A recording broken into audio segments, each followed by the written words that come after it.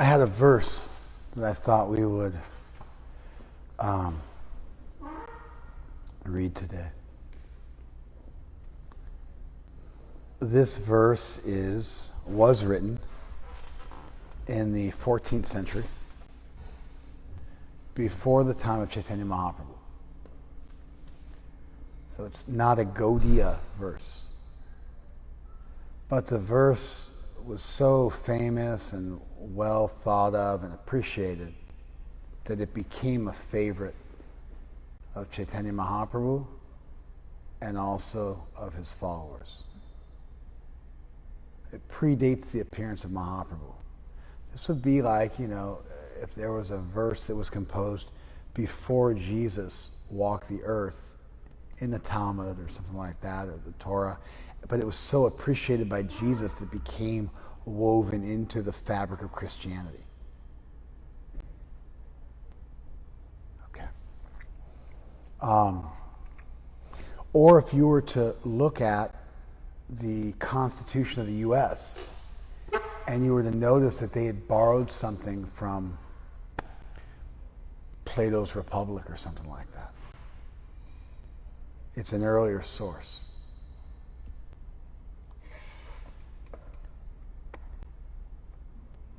Varangi.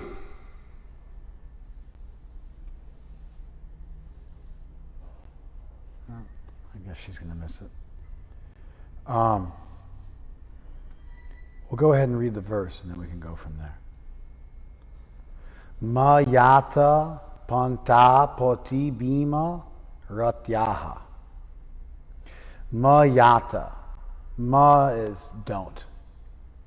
Like Krishna says, ma shuchaha, don't fear or don't lament.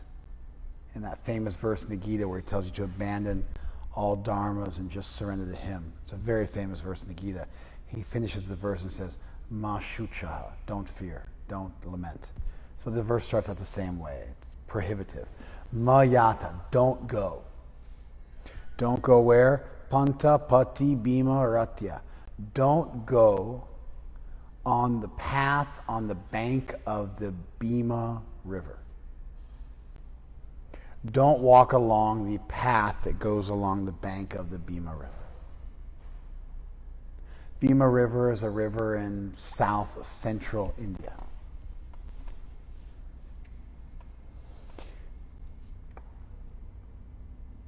Mayata panta poti bhima ratya.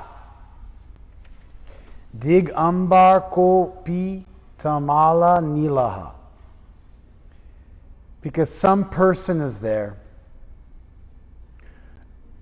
standing naked, dark like a tamal tree.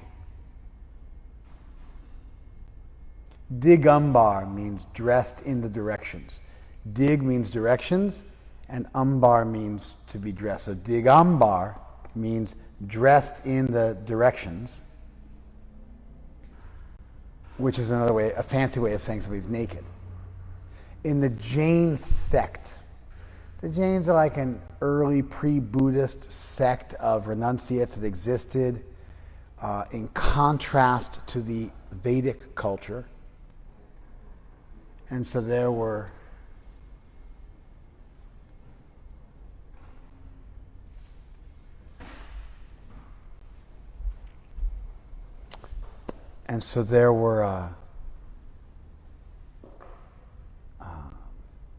pre-Buddhist sects of renunciates.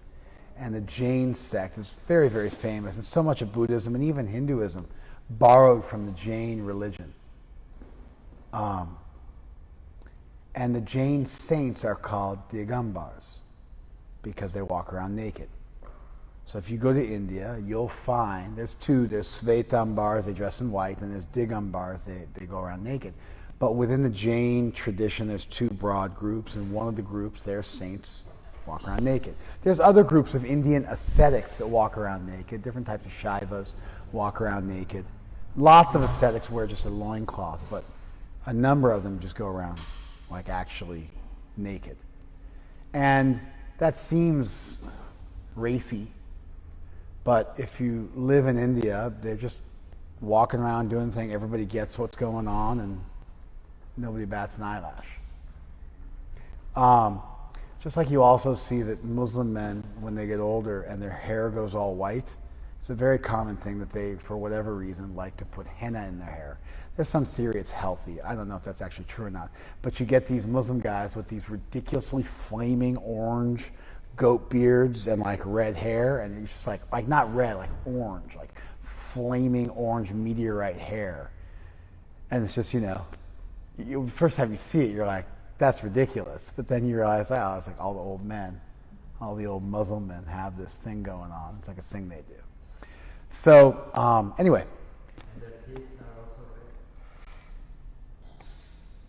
And so, Mayata Pantapati Bhima Ratyaha. Don't go on the path on the bank of the Bhima.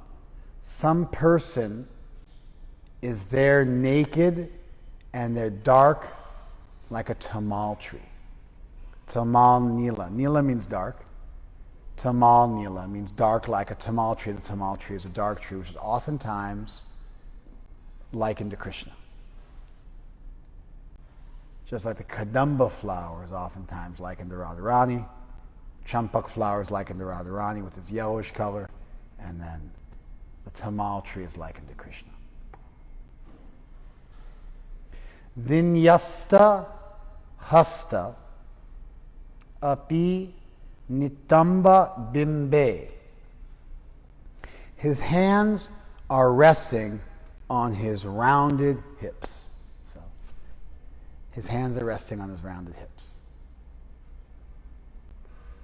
Vinyasta hasta means his hands are put down or placed down, resting. Nitamba means on your hips, and bimba means rounded. So nitamba bimba. Bimbe, resting on his hips. Mayata, don't go. Where don't you go? Panta pati bhima ratyaha, on the bank of the river Bhima, on that path. Why not? Because kopi, there's some person there that's digambar. He's naked, but he's tamal nila. He's darkish like a tamal tree. In other variations of this verse, it says pitambara, which means he's dressed in yellow. I think the verse was originally written like this, digambara. You guys will figure out why in a minute. But both variants are there. Pitambara, digambara, dressed in the directions, meaning standing naked, or pitambara, dressed in yellow, meaning wearing a yellow dhoti, like Krishna generally wears a yellow dhoti. Durta samakarshati chitta vittam. Although this is subtext. This isn't written. It's just implied. Although he's standing there with his hands resting on his hips, Durta samakarshati, he's cunningly stealing. He's cunning. He's stealing. What's he stealing? Chitta vittam, the wealth of your consciousness. Vitta means wealth. Chitta means consciousness. So he's samakarshati, krish, where you get the word Krishna from, attracting.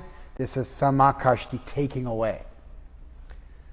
It's from the same root. He's taking it away. So instead of attracting it, he's taking it away. He's stealing it from you.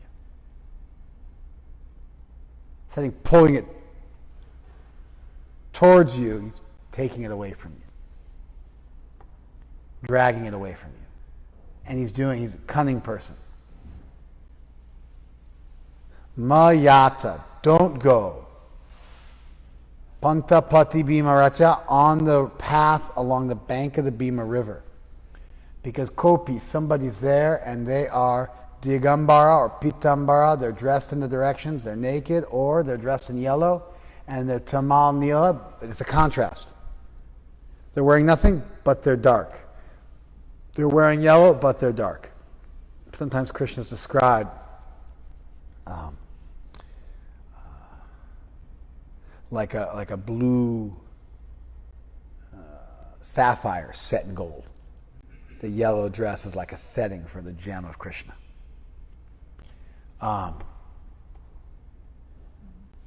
And that person is Vinyasta Hasta Api Nitamba Bimbe. Although he's standing with his hands resting on his hips in plain sight, nothing up his sleeve. He's naked, and his hands are here, and he's just standing, he's not moving. Somehow or other, Durta Samakarshati, somehow he's expertly and cunningly stealing from you, although he's not doing anything. And what's he stealing? He's stealing Vitta, your wealth, the wealth of Chitta, your consciousness. This is a verse. Now, when you read a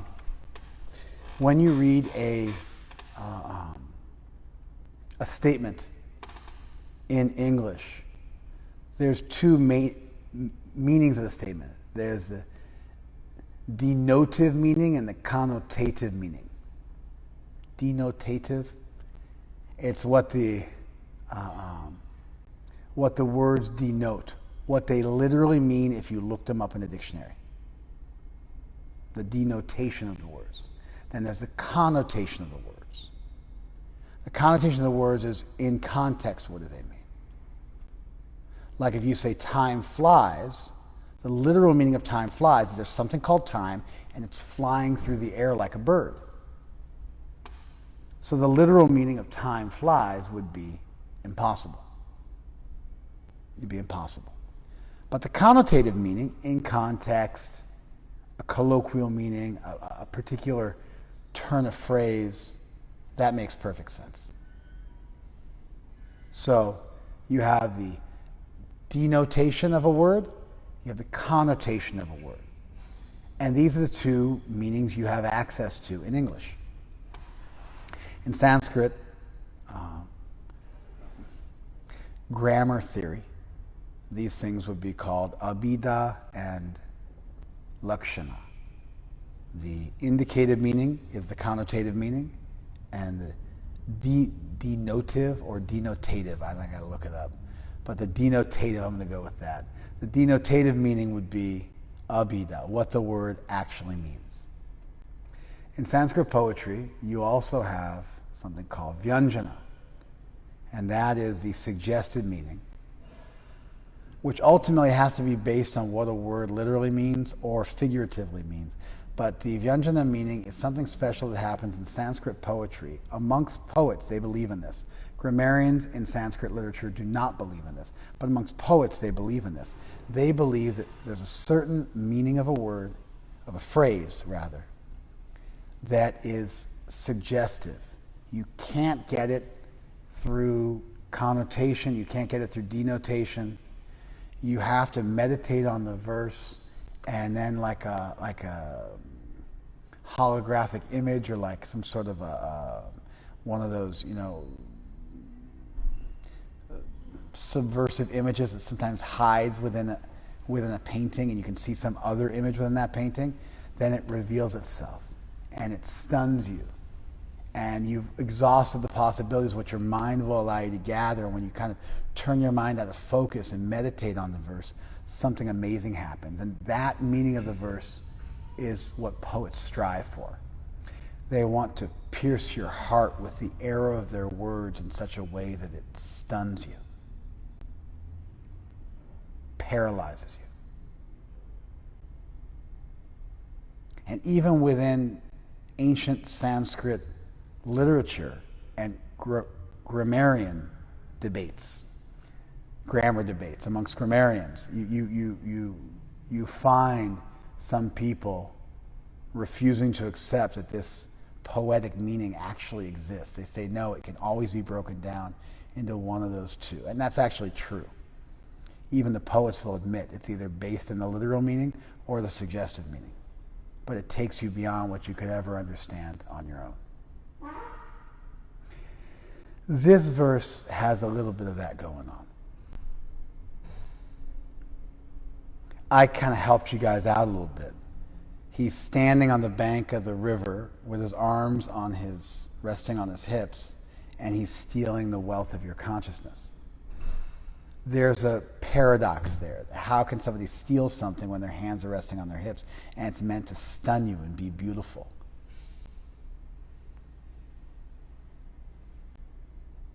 And so you're getting this, that's already, you could say that's a little bit of a suggested meaning. There's a bigger one going on, which is what I want to talk about today. You guys following so far? Mayata panta pati bhima ratyaha. Don't walk on the bank of the river Bhima. Of course, that's not true. You are supposed to walk on the bank of the river. He's saying don't do it, but he's actually saying do it.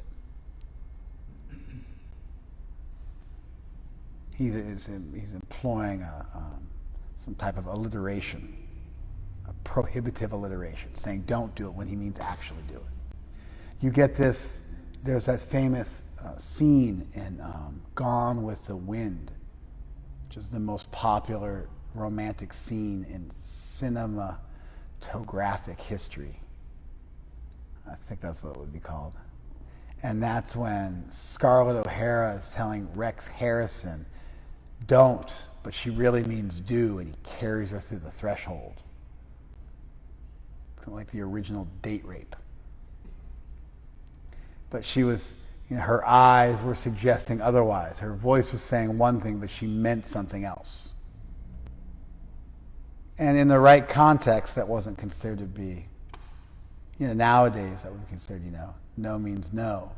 But there's some kind of like no sometimes means yes. And so that's what, and the movie, it was popular, and that scene was popular. They did some kind of a poll. And they said that was the most popular romantic scene in cinema, at least at the time the poll was taken. Now it's probably Titanic or something like that, but at least when the poll was originally done. And so that saying don't do this, but you're actually saying do it, that's been around. That's used by different cultures. I gave you an example you would be at least familiar with, hopefully, in writing. I mean, I never even saw Gone with the Wind, so what to speak of you guys, but I know of the movie. Don't go on the path of the Bhima River. Digambara gopi kaapi tamanila. There's a naked person there with beautiful dark color, a beautiful dark hue. Vinyasta hasta nitamba bimbe. Vinyasta hasta api nitamba bimbe. Although he's standing with his hands placed down upon his hips, nonetheless, durta, he's a cunning person, a deceitful person, and he's samakarshati, stealing away vittam, your wealth, the wealth of your mind.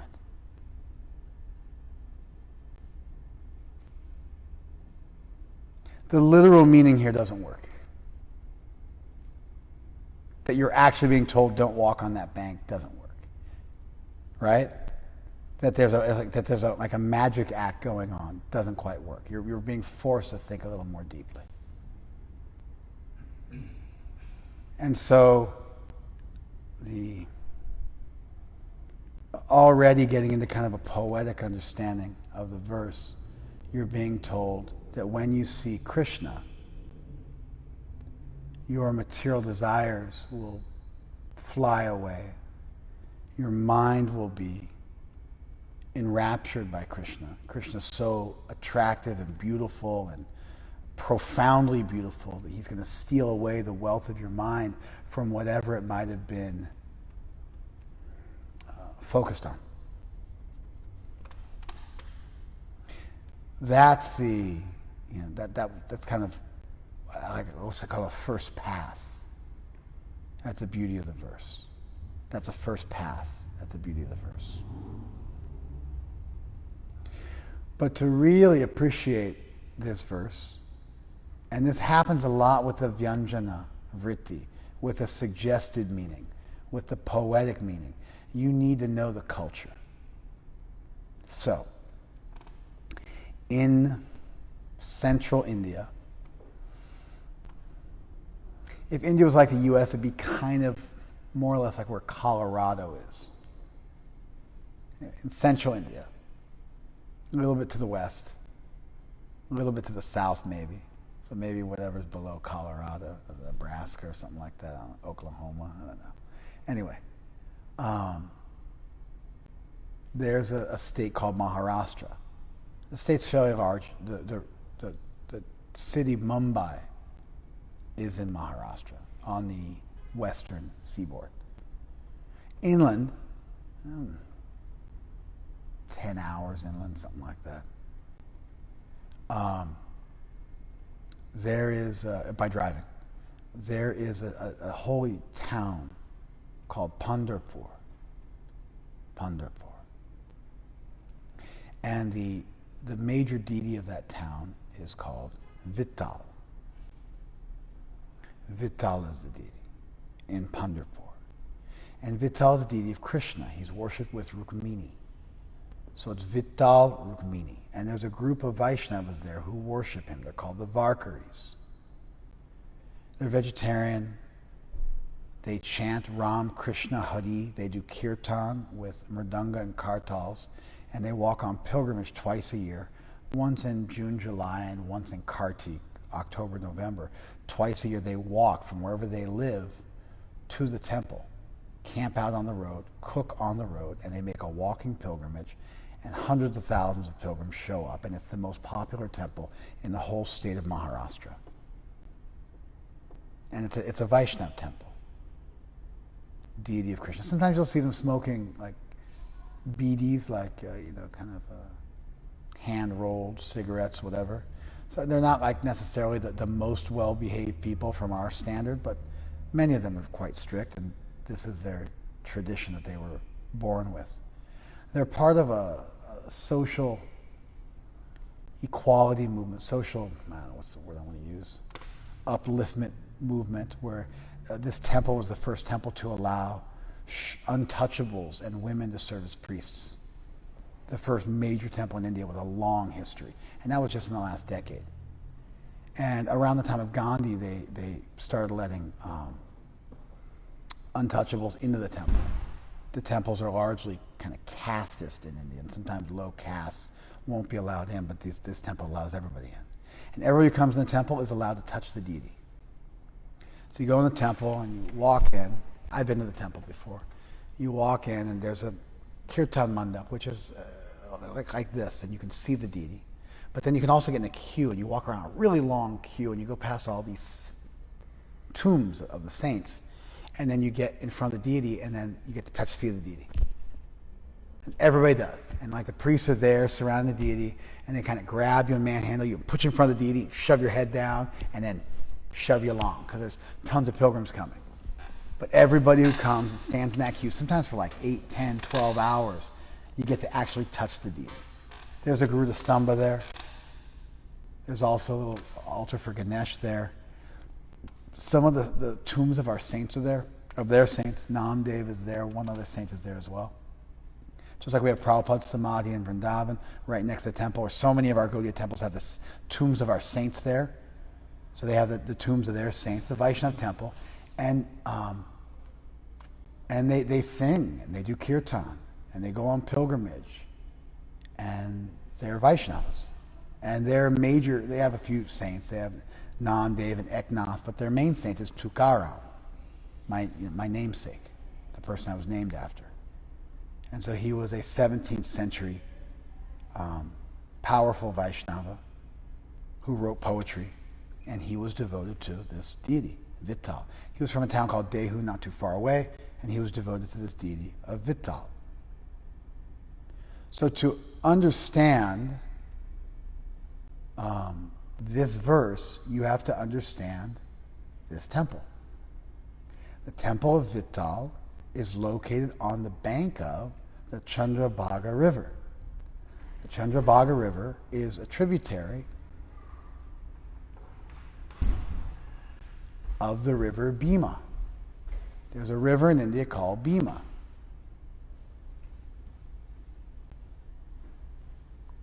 And so it's a sacred river that runs through India. And in that part of the state, in that area, the river is called the Chandrabhaga. And the temple is on the bank of the river. Our ISKCON property is also on the bank of the river. The river's there, the temple's there, and then on the other side of the river is our ashram. And we have a boat in our ashram. We go across the river on the boat, and then we take darshan.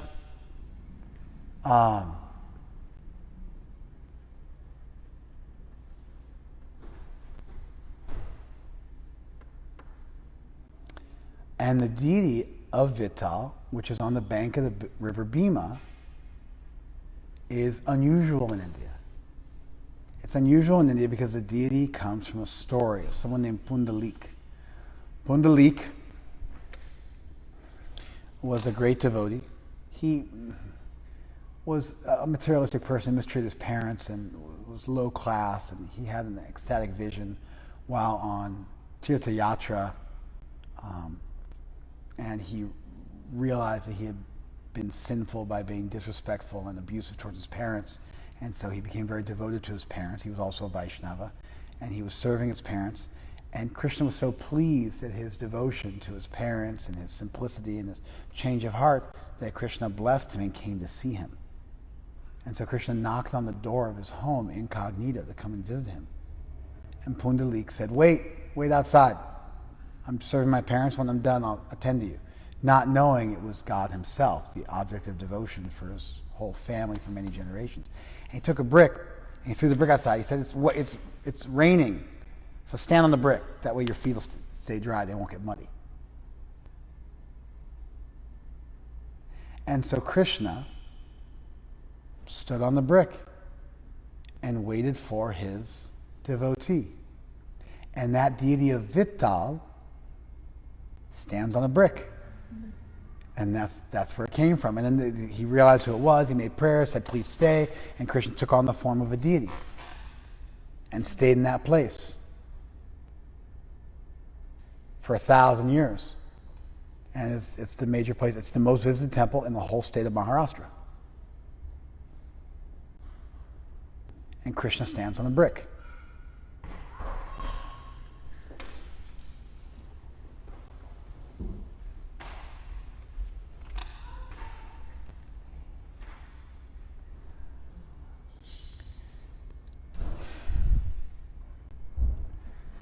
And so Krishna's standing on the brick. Now, if you're standing and waiting around, if you're hanging out, doing like standing around, waiting around, what do? What do you do with your hands? Put your hands on your hips and you wait. So the deity of Vittal stands on a brick and standing like this. It's a beautiful black stone deity of Krishna, kind of semi-relief, like on a big piece of stone, carved out of a big piece of stone. And it's down like this. And that deity and that holy place was where one of the most famous poets in all of India lived. It was a deity of Krishna, and he spent his life at that temple worshiping that deity.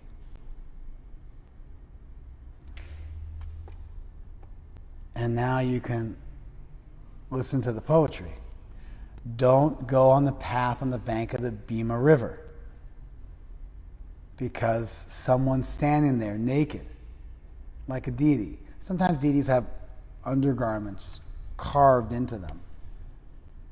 But one of the wonderful things about the deity also is that you get to see the Abhishek every day. So at 5 o'clock in the morning, they ritually bathe the deity and undress the deity, and you can sit there and watch the whole thing go on for 2-3 hours, which I had the good fortune to do when I was a young man. And so you go there early in the morning and you sit and they do kirtan, and the Abhishek goes on in view of the audience, in view of the pilgrims. So I visited there in 1996. I went there and saw it. Maybe it was 95, but 25 years ago, something like that. Don't go on the bank of the Bhima River. The Lord is standing there, just standing there with his hands on his hips. but stand there with his hands, he's stealing your mind. So the verse works as an ecstatic revelation of Krishna. But this devotee is talking about his seeing the deity in the temple. That's the suggested meaning, is that he's simultaneously telling you about seeing God directly, and he's telling you about seeing the deity in the temple. You follow? That's the poetry. Because for him, seeing the deity in the temple was non-different than seeing Krishna directly. For Pundalik, the original devotee to whom Krishna appeared, there was also no difference between seeing the deity, because the deity was Krishna in a miraculous manifestation. So, what I want to talk about today was not Sanskrit grammatic theory, or even really this piece of poetry per se. I want to talk about the deity in the temple. How we view the deity, what we think of the deity, why we venerate the deity, the value of the deity in our temple. I can't see anything off the top of my head that would prohibit an omnipotent deity from appearing in this world in a form you could touch. Could Krishna walk in this room right now? No, of course not, because Krishna's made out of spirit and we're made out of matter and we've only got material eyes. But could an omnipotent deity walk in the temple right now and through his grace give you divine eyes so that you might be able to see him? Sure, that's what it means to be omnipotent. Now, would Krishna do that? Well, I would argue, I am arguing right now, that an all-good God would do that. An all-powerful God could do that, and an all-good God would do that. Out of sympathy and empathy and mercy and grace, Krishna would make himself available in a tangible form we could sink our teeth into and touch in this world as a vehicle or a bridge through which we could then eventually cross over into an actual experience of divinity. An all-good God would make it easy for us like that. Could that deity do so without that icon becoming an idol? If he was all-powerful, it would certainly seem that he could. Moses Maimonides, the 11th century Jewish rabbinic scholar, very, very famous, he said that God can't be a person because God's everywhere in all things and a person can't be in two places at once. Well, you can't be in two places at once. But you're not the only possibility of a person. That would be anthropomorphic, to assume that if God was a person, he'd have to be a person exactly like you. How come God couldn't be a spiritual person? How come being a person means necessarily having a material body? Why couldn't a spiritual person have a spiritual form that didn't limit them? We would critique Maimonides for this. If you look at rabbinic writings on why God cannot be in an icon or an idol, if you follow the Christians. Christians don't have their own theories about idol worship. They borrow all their theories from the Jews, which is why the Old Testament is where you have to go to get all these admonitions against graven images and engraved images. You follow? And then the admonitions against idolatry all come from the Torah. So if you want to understand how 3 billion people think, you got to go and look at how 13 million people think, because that's where those 3 billion people got their ideas, their theological ideas about deity worship. It's an interesting thing because people have icons. Christians will wear a cross oftentimes. If you say, what is that? Oh, it's an icon. Or they'll have a church, which they think is a special place. Or they'll have a place up there where they think it's special. They'll have certain hymns they think are important. They'll have a book that they venerate.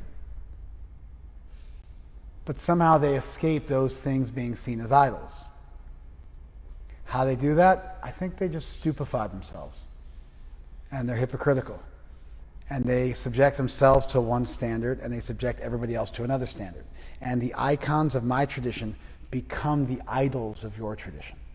It's not like they say, when you look at that image, when you venerate that deity, are you thinking that that's God and there's many gods and that God's not all powerful? Or do you understand that God's the father and mother of the universe? It's not like they're asking what your theology is and then judging your practice based on that. They just say, oh, that's your thing?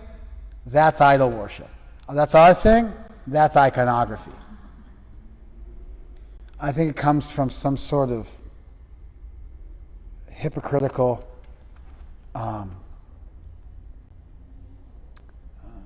double standard.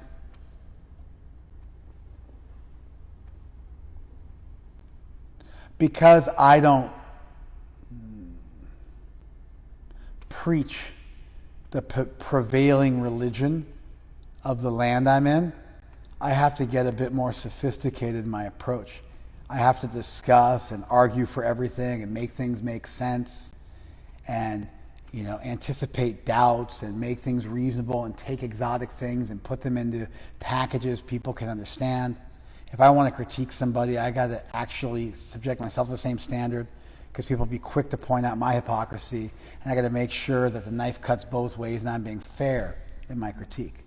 When you're the prevailing religion of the land, you don't have to do that. You can just hate on everybody else, and because you're the main gig in town, you're the default position. When most people in the U.S. are having maybe not now, because for the first time in history, white people don't make up half of the population in the U.S., more than half. But for most of recorded history, this very, very brief history of the U.S., I guess like a very, very small, I guess for like a couple of 100 years is really what I'm trying to say. But even then, we killed a bunch of Native Americans. So maybe we have like 150 years where white people were the main group. And that doesn't include me. My grandparents came over. I'm not even in that group. But it used to be that if you had a moment, if you were in the U.S. and you had an epiphany and you turned towards God, you go to your local church because you were raised Christian, you were taught about Jesus, and so when you got around to getting spiritual, that's where you go.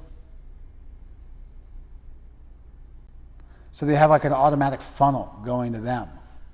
It's like a drain, like everything just kind of automatically goes down there. To get somebody into another church, you have to actually scoop them out and like move them somewhere else. It's like a transplant.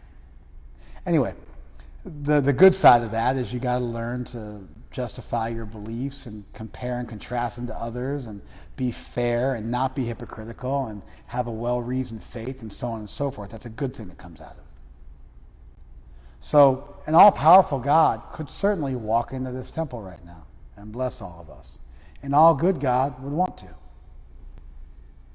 The same admonition, the same philosophy, that leads to the Jewish prohibition against deity worship, that you don't want to have a materialistic conception of God, that exact same idea of not having a materialistic conception of God results in Hindus making deities. Because they think, don't have a materialistic conception of God, realize that God is everywhere and in all things, and therefore God, by His grace, can also be present in the temple.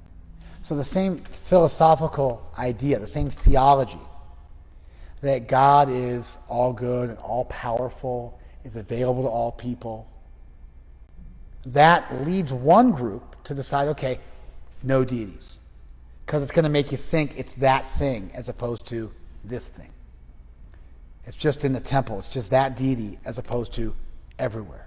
But the other group goes, oh, God's everywhere. We got to make a deity to represent our understanding that God's everywhere in all things. We got to have deities made out of wood, deities made out of stone. We got to have paintings that serve as deities. We got to have like even rocks, sacred rocks from particular places that are sacred, or a piece of a mountain. All those things are talismans because God's everywhere in all things, and we have to celebrate that. Well, that's pantheism. Not necessarily. Not if we also understand that God is both transcendent as well as immanent. Not if we have that. In coding our theology, we could easily play that game that God's everywhere, and therefore we have to have deities, and still nurture that idea that God is transcendent. And in fact, that deity becomes part of what an all-good God would do to become available and allow you to enter into an intimate, loving relationship, because how else would you do it? How else would you enter into an intimate, loving relationship with the deity if you weren't given some training wheels? And that's what deity worship is. You dress the deity. You bathe the deity. You clean the deity. You serve the deity. You cook for the deity. You visit the deity. You go on pilgrimage to the deity. You give things up for the deities. You take vows in front of the deities. You keep your vows so you can go on the altar and worship the deity. And your whole life becomes about Krishna. How would you do that if you were just thinking of a deity? And of course, if you were just thinking of something in your head, guess what? If you're materialistic, those thoughts are also materialistic. So a mental image of God or a song or anything is also an idol if those people who made it were materialistic. You can't get around it. It's not like your thoughts are automatically spiritual. If you think they are, just hang out for a minute and examine them and you'll realize they're not all spiritual. So why are your thoughts inherently more deifiable in the form of songs and words and poems and praise and meditations than the deity in the temple? We should look at the character of the people sharing this revelation about God. We should look at their character. We should examine them the same way you examine a doctor or a lawyer before retaining their services, availing yourself of their services. But the mere fact that this is how we do it, I can't see a reason why that's inherently wrong, why it's inherently at odds with the idea of God being all good and all powerful and transcendental. So we have deities in our temple. We understand that God is the creator of the universe. But we understand that Krishna is so kind that he makes himself available and he comes into the consciousness of those pure souls who love him. And to make their vision accessible to people who are not as saintly as they are, they create icons that can act as a bridge that you can see and taste and touch and smell with your material body en route to engaging with the deity in your spiritual body. We don't stop the meditation goes on. We don't stop the chanting of the Lord's name, that also goes on. In fact, that's the core part of the deity worship in any Vaishnava tradition. The ritual does not overpower the devotion. But without a ritual culture, how will you actually get serious about spiritual life? Without a reason to wake up in the morning and go to sleep at night and follow the rules and regulations and take vows, and without a reason to cook and a reason to clean and a reason to dress, how will you stop yourself from being a deity in your own life?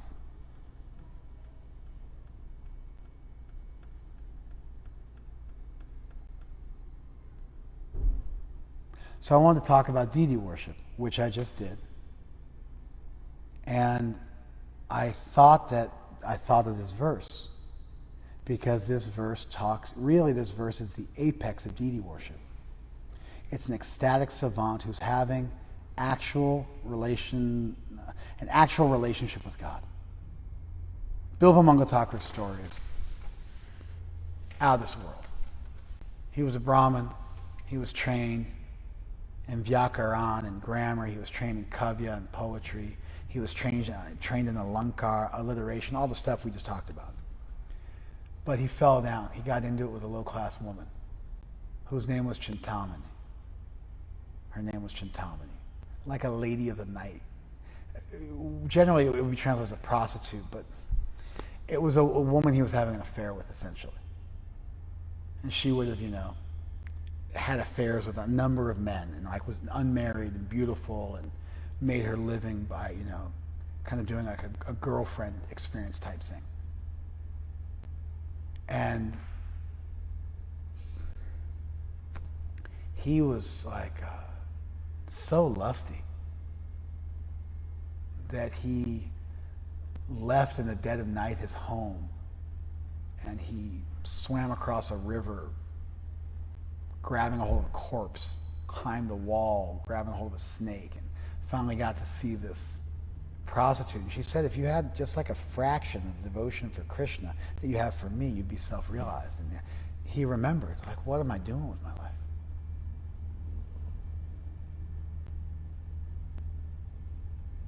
And so he gave it all up and became saintly. And even then, when he was saintly, he became bewildered at some point, and he was trying to seduce a pious man's wife. And it kicked in again, this disgust, and he took some sewing needles and he poked out his eyes. Which obviously we're not recommending. This is something that people are supposed to do. He poked out his eyes, he was blind. And then he went to Vrindavan and he worshipped Krishna. And Krishna used to come and visit him and have interactions with him. And he wrote this beautiful divine poetry. You know, after this like life of mistakes and 2 steps forward and 3 steps back, and he had a long and rocky road. But eventually he was able to see Krishna with the eyes of his soul. And Krishna was there for him, and he had many wonderful experiences with Krishna, and he wrote about them. And that text is the Krishna Karanamrita, which has been sacred to our Gaudiya tradition since its inception. Mahaprabhu himself read the Krishna Karanamrita and was so ecstatic he had it copied. And that text is famous all over India, but it's especially dear for the Gaudiyas. We write commentaries on it, even though it's not our text. It's written in beautiful Sanskrit poetry. And that Bilvamangal Thakur, also known as Leela Sukha, he composed this text, and this is one of the verses from the text. And it's about that deity in Pandharpur. That's the main deity of my namesake, and the deity standing with his 2 arms. And so, don't go on the bank of the Bhima River means do go visit Pandharpur. Because there's somebody there, they're naked, just like a deity is undressed. And they're dark, just like the deity is carved out of black stone. And they're standing there peacefully with their hands on their hips. What are they going to do? But somehow you go there and it steals your mind and you forget everything else. You forget your lust, anger, and greed, and you begin on the path of auspiciousness. Because you take that image that was carved according to the directions of our saints, whose minds were less fettered than ours, who had a clearer vision of Krishna's beauty than we did. And you take that stone and you take that deity and you worship it with devotion, and something magical happens. Krishna protects you. He nourishes you. He helps you. He doesn't forsake you. Everybody who serves the deity has the same experience. You got to spend some time. It doesn't happen in 5 seconds. But if you take it seriously and you serve the deity with faith and devotion, miracles happen in your life. You gain incredible faith in God. You never lose it. It's yours forever. We good? It's yours forever. You gain concrete realization in Krishna's mercy. You experience Krishna's mercy. You have a focal point for your devotion. You have a springboard for your meditation. And Krishna gradually enters into your consciousness and replaces your material conception of divinity with a spiritual one. You kind of don't even know what's happening. And pretty soon you're looking at the deity and you're having these ecstatic revelatory experiences that you only read about in books. So don't do that. Our poets liked this poetry so much that they went and composed their own poetry based on this. If you look at the works of Rupa Goswami, our primary framer 500 years ago, he wrote prayers. Don't go to the bank of the Yamuna. And look at Krishna playing his flute with his body bent in 3 places. What is he now? He's playing his flute bent in 3 places. Don't look at that if you're attached to society, friendship, and love, because all those things will be lost. He wrote poetry based on this poetry and just Vrindavanized it and made it suitable for our tradition. but the same theme, the same idea. That's how important this stuff was. Before there was a printing press, before there was an internet, what to speak of an internet, these poems were so sacred, they would copy them down. Mahaprabhu had 12 copyists writing down the Krishna Karanamrita. And these poems, when they were beautiful, the saints would read them about, oh, that's beautiful, and they'd memorize it. Mayata panta pati bhima ratyaha digambara kopi tamal nilaha vinyasta hasta api nitamba bimbe durta samakarshati chitta vitam. They memorized the verses just like I did. I read it enough times during class, I've memorized it now. And so they memorized the verses, carry them around with them. And they became special and sacred. And this is our tradition and how it grew. And so even within this old poetry, even within this kind of old ecstatic poetry, there's this idea of deity worship. It's encoded in it.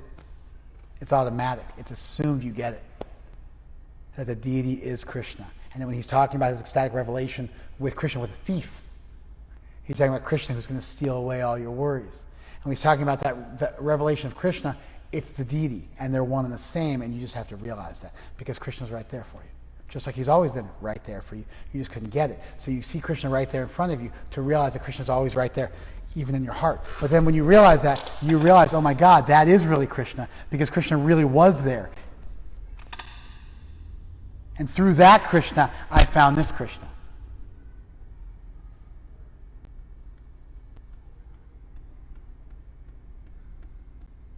Okay.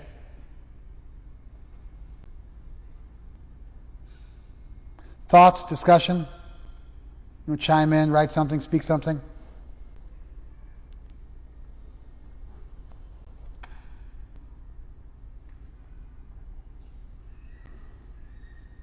Nice to see you together, Prabhu. Likewise, Adi Prabhu, very nice to see you. Hare Krishna, thank you. Very nice to see you, Prabhu. I'm proud of you. With only 3 people, your determination to continue preaching. By your blessings, Prabhu. By your grace and your good wishes and your blessings. We can't wait to see you. As soon as the governor gives permission, we'll open up. We'll start just opening up for darshan, so we can still distance, and eventually we'll build up to having programs. We're going to wait for the governor to deem it suitable, but we're excited. We're excited to see all the Vaishnavas again and sit together in a strong kirtan with your good self. Anything else? Yes, loud.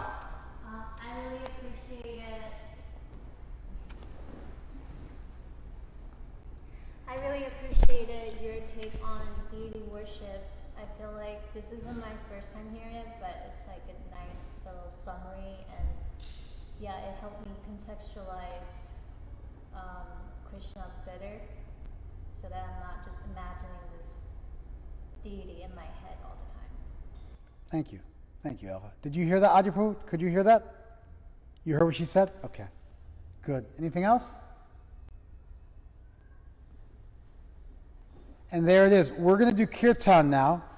And so you can stay, and we'll give you a nice darshan of the deities, and we'll do kirtan. You can hear the kirtan, see the deity.